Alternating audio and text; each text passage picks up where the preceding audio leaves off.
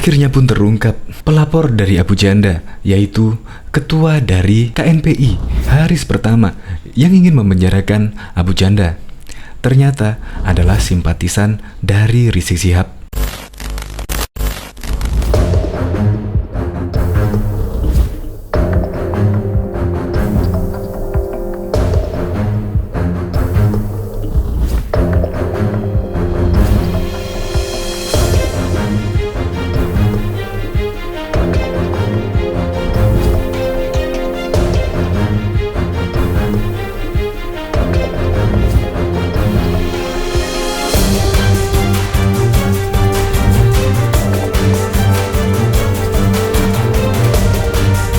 Ya memang Abu Janda menilai bahwa pelaporan terhadap dirinya ke Bareskrim adalah bentuk dari balas dendam politik, yaitu karena yang pertama adalah FPI sudah dibubarkan dan yang kedua juga Habib Rizik dipenjara.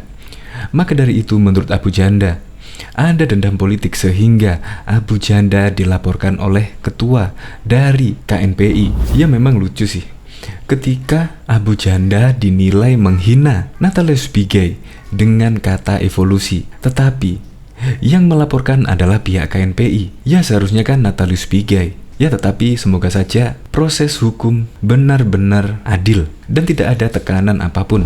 Dan Abu Janda ini menilai mempunyai jejak digital Haris sang pelapor sebagai sosok pendukung militan dari Habib Rizik Syihab.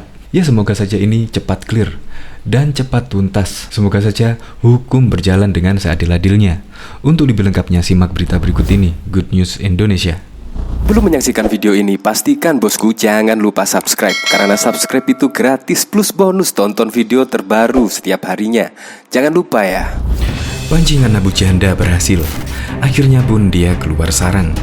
Pegiat media sosial Permadi Arya alias Abu Janda menyebut Ketua Umum Dewan Pimpinan Pusat Komite Nasional Pemuda Indonesia DPP KNPI Haris Pratama ingin memenjarakan dirinya. Keinginan itu disebut Abu Janda karena Haris dendam Front Pembela Islam FPI dibubarkan. Hal itu disampaikan oleh Abu Janda merespon upaya hukum yang diambil DPP KNPI yang melaporkan dirinya dengan tudingan telah melakukan penghinaan bernada rasial kepada mantan Komisioner Komnas HAM Natalius Pigai. Menurut Abu Janda, laporan itu dilayangkan oleh DPP KNPI dilatar belakangi oleh dendam politik. Aku kan sebagai tokoh yang terkenal selalu berseberangan dengan FPI. Jelas, kalau menurutku ada dendam politik di situ.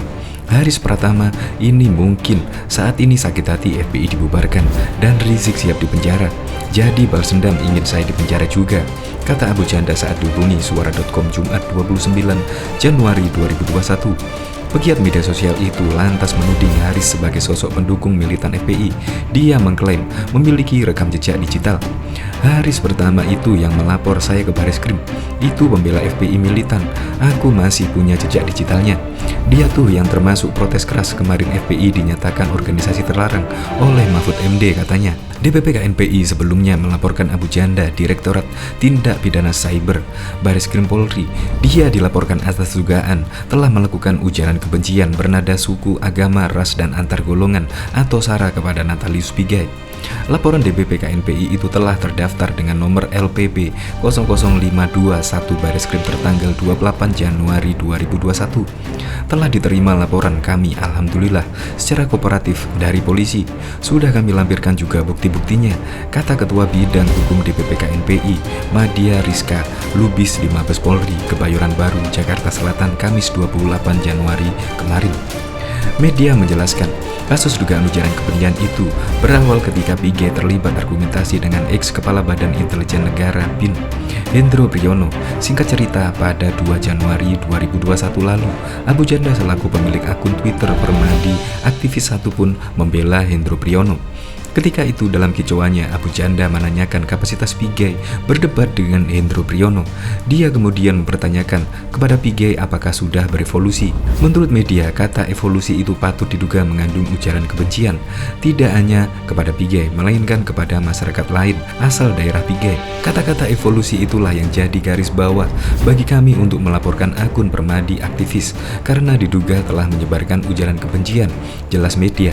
Atas perbuatan itu, Abu Janda pun dituding dituding melanggar pasal 45 ayat 3, JO pasal 27 ayat 3, atau pasal 45A ayat 2 JO, pasal 25 ayat 2, dan atau Undang-Undang Nomor 19 Tahun 2016 tentang perubahan atas Undang-Undang Nomor 11 Tahun 2006 tentang informasi dan transaksi elektronik, kebencian atau permusuhan individu dan atau antar golongan SARA, pasal 310 dan atau pasal 311 KUHP. Diketahui juga sebelumnya KNPI Jawa Barat siap menampung para mantan anggota dan simpatisan Front Pembela Islam. Seperti diketahui, segala kegiatan organisasi yang dipimpin oleh Rizik Syihab itu telah dilarang oleh pemerintah. Kalau kita sih mengikuti aturan hukum ya. Ketika pemerintah melegitimasi FPI, kita juga harus memaklumi karena banyaknya oknum-oknum yang menempel di FPI sendiri, kata Ketua KNPI Jabar, Rio F. Wilantara saat dihubungi via sambungan telepon Kamis 31 Desember 2020. Rio mengungkapkan pihaknya siap merangkul alumni FPI untuk bergabung dengan KNPI. Kami sebagai lembaga himpunan semua organisasi kepemudaan di Jawa Barat terbuka untuk para anggota FPI untuk berkontribusi di organisasi kepemudaan. Di kemasyarakatan kami terbuka, barangkali ada yang ingin bergabung. Alumni FPI terbuka karena konsennya sama ya, sebagaimana menjadi gerakan masyarakat yang positif, ungkapnya. Dia juga mengatakan ada yang dilakukan oleh pemerintah merupakan langkah tepat karena dia menilai ada beberapa oknum dari organisasi tersebut yang menimbulkan keresahan di masyarakat. Saya sih setuju karena banyak oknum-oknum yang menempel, banyak kegiatan di luar tujuan awal pembentukan FPI. Lalu juga Pak Habib Rizik Syihab banyak statementnya yang provokatif yang bisa berimplikasi pada perpecahan masyarakat. Jelasnya, Rio kembali mengajak kepada para alumni FPI untuk bergabung dan menjaga keutuhan NKRI. Untuk para alumni FPI, saya rasa karena mereka terkait sosial movementnya kuat, jadi kami mengajak bergabung dengan kami, lakukan gerakan positif dan jangan sampai terkontaminasi dengan pergerakan di luar perundang-undangan, apalagi keluar dari konsep NKRI, ujarnya. Di sisi lain, KNPI Jawa Barat juga memberikan penghargaan kepada para tokoh hingga pegiat di Jawa Barat. Penghargaan tersebut sebagai bentuk apresiasi atas dedikasi sejumlah pihak untuk kemajuan Jawa Barat. Juga, Komite Nasional Pemuda Indonesia menyoroti pembubaran Front Pembela Islam yang dilakukan oleh pemerintah. Ketua Umum KNPI Haris Pertama menilai sikap pemerintah telah keliru dan tidak adil kepada FPI. Pembubaran FPI adalah kado terburuk pemerintah di tahun 2020. Gaya arogan seperti ini sangat kami sayangkan. Terlihat jelas bahwa keputusan ini adalah keputusan yang dipaksakan, ujar Haris Pertama kepada wartawan Rabu 30 Desember. Haris pun mempertanyakan, apakah ormas FPI sama seperti PKI yang ingin melakukan kudeta dan akan mengangkat senjata untuk menggulingkan pemerintah? Kalau PKI jelas, karena mereka ingin menggulingkan pemerintahan yang sah. FPI kan hanya sebatas ormas yang justru ada juga beberapa kali melakukan kegiatan positif, tambah Haris. Menurut Haris, PKI yang jelas sudah melakukan pembunuhan dan kudeta termasuk pemerintahan yang sah, namun pada era reformasi sudah dipulihkan stigma negatifnya terhadap seluruh yang terkait. Dia pun berharap stigma negatif ini tidak dialami anggota FPI. Akibat 1-2 orang yang melanggar, anggota FPI yang benar-benar tulus dan berbuat baik justru mendapat imbasnya. Jangan sampai pembubaran FPI ini menjadi momentum kemunduran demokrasi bagi bangsa Indonesia, ungkapnya. Diketahui pembubaran FPI dilakukan setelah ditandatangainya surat keputusan bersama Menteri Dalam Negeri, Menteri Hukum dan HAM, Menteri Komunikasi dan Informatika, Jaksa Agung, Kepala Badan Intelijen Negara, dan Kepala Badan Nasional Penanggulangan Terorisme nomor 220 dan 4780 tahun 2020.